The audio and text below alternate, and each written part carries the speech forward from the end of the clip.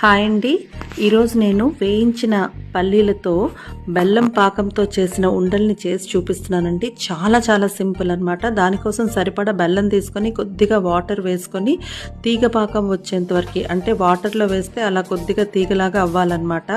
అంతవరకు కొద్దిగా అలా పాకం వచ్చేలా చేసుకొని అందులో ఈ వేయించిన పల్లీలను వేసుకొని మొత్తం బెల్లం ఆ పల్లీలకు పట్టే విధంగా కలుపుకోవాలన్నమాట.